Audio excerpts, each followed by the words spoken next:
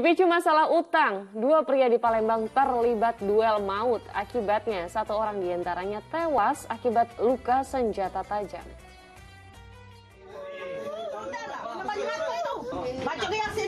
Tangis wanita ini pecah saat meratapi jasad suaminya yang sudah terbujur kaku.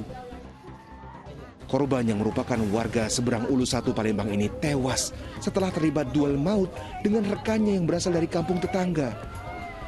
Korban yang ditemukan tergeletak bersimbah darah di pinggir lorong sempat dibawa ke rumah sakit, namun nyawanya tak tertolong. Dari hasil olah TKP, polisi menemukan senjata tajam yang diduga digunakan untuk menikam korban.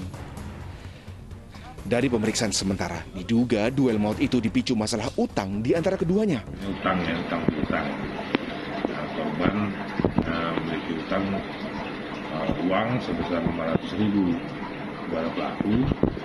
Pelaku ini menagih uang itu ke korban, tapi karena korban lagi tidak ada uang ya istilahnya, jadilah cekcok mulut, terus sempat berkelahi. Kini seorang pelaku duel maut yang terluka di bagian kakinya masih dirawat di Rumah Sakit Bari Palembang dan akan ditahan jika ia telah sembuh. Dedi Irwansyah melaporkan dari Kota Palembang, Sumatera Selatan. Astagfirullahaladzim, sudah selayaknya perkara utang piutang seperti ini harusnya diselesaikan dengan kepala dingin ya, bukan dengan kekerasan yang berujung kerugian bagi kedua belah pihak. Ustaz, kalau dari berita yang baru saja kita saksikan, rupanya sang pemilik hendak meminta kembali uangnya yang dipinjam oleh korban. Namun keduanya ini justru terlibat duel yang menyebabkan korban meninggal dunia. Yang ingin saya tahu nih Ustaz, bagaimana pendapat Ustaz tentang kejadian yang mungkin sebenarnya sepele Ustaz ya, tapi berakibat hilangnya nyawa seseorang. Shadaqah Rasulullah Bashila Purnama, Rasul telah bersabda. Beliau memohon agar diberikan perlindungan saat melakukan transaksi hutang. Allahumma inni a'udzubika min ghalabatid daini.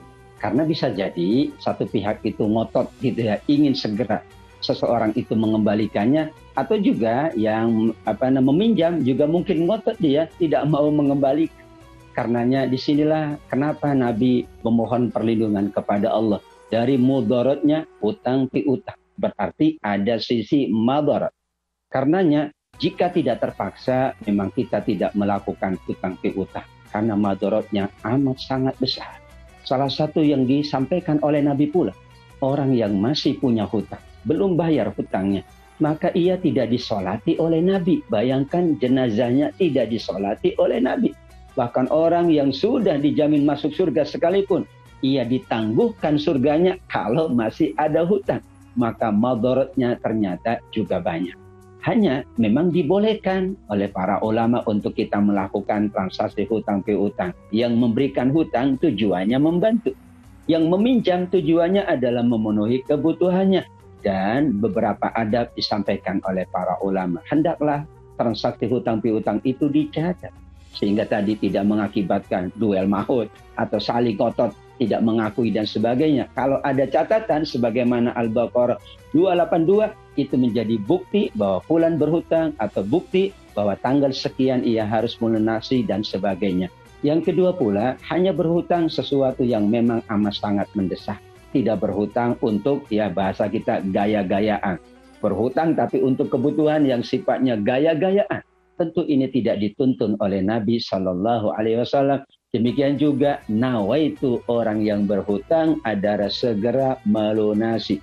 Barang siapa yang sengaja mengulur-ulur waktu untuk melunasi hutangnya, dilaknat oleh Allah Subhanahu Wa Taala. Sehingga manakala kedua belah pihak yang memberikan hutang itu juga nawaitunya tulus memang menolong. Kalau nanti ia belum mampu, diberikan tempoh lagi. Demikian juga yang meminjam juga punya niat yang tulus bahwa untuk kebutuhannya, bahwa ia akan segera melunasi. Bahkan kalau punya nawaitu melunasi, kata Nabi, salah satu ia termasuk yang akan ditolong untuk segera melunasi hutangnya. Kalau adab-adab ini dipenuhi, insya Allah tidak terjadi sebagaimana yang tadi terjadi dalam masyarakat kita, dan kita menghindari agar kita tidak mendapatkan madarat di dunia, apalagi di yaumil qiyamah. Ustaz nih mohon maaf, pengen tanyanya adalah Ustaz, gimana ya cara menagih hutang yang baik? Karena nggak jarang Ustaz, nggak jarang yang ditagih utang lebih galak Ustaz daripada yang nagih utang. Ya, ini berarti dia tidak beradab di dalam berhutang. Harusnya dua-duanya mengedepankan etika, mengedepankan kesantunan, mengedepankan adab-adab. Adabnya itu adalah tetap dengan bahasa yang sopan pula apabila menagih hutang. Dan tadi ada bukti di hitam di atas putih, Pak. Mohon maaf ya Pak, ini bukti bahwa Bapak harus melunasi pada tanggal sekian.